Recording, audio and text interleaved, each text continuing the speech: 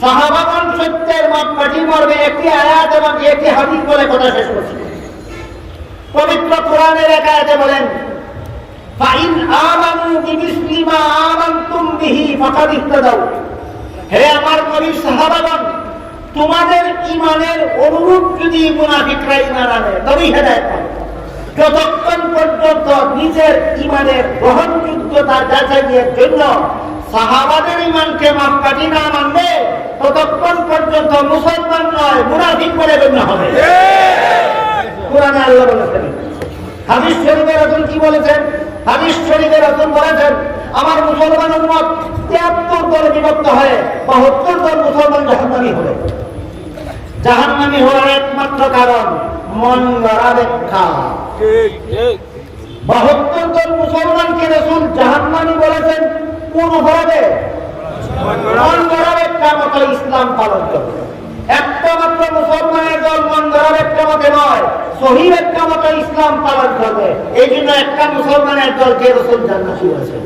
হাদিসের বাকি অংশ বোঝার আগে বলুন, ৭২ দল মুসলমান জাহান্নামী, যাদেরকে রাসূল জাহান্নামী বলেছেন, এরা হক হওয়ার কারণে জাহান্নামী। একটা মাত্র মুসলমানের দল জান্নাতি, বাতিল হওয়ার কারণে না, হক।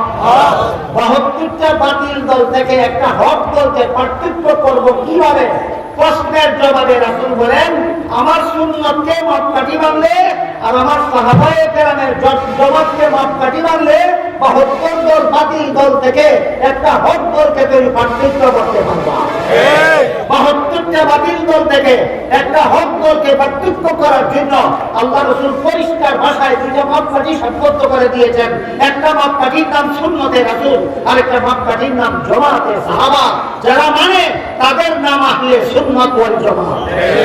সুতরাং কোরআনে আল্লাহ সাহাবাদেরকে সত্যের মাপকাঠি সাব্যস্ত করে দিয়েছেন, হাদিসে আল্লাহ রাসূল ও সাহাবাদেরকে সত্যের মাপকাঠি সাব্যস্ত করে দিয়েছেন।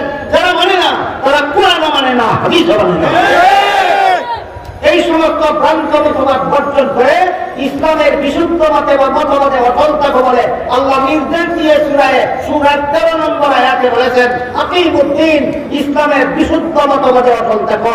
আল্লাহ আপনাদের আমাদের সবাইকে ইসলামের বিশুদ্ধ মতবাদ বুঝার, বিশুদ্ধ মতবাদে অটল থাকার সৌভাগ্য দান করুন। সবাই বলুন আমিন। সুবহানা রাব্বিকা রাব্বিল ইজ্জাতি আম্মা ইয়াসিফুন ওয়া সালামুন আলাল মুরসালিন আলহামদুলিল্লাহি রাব্বিল আলামিন।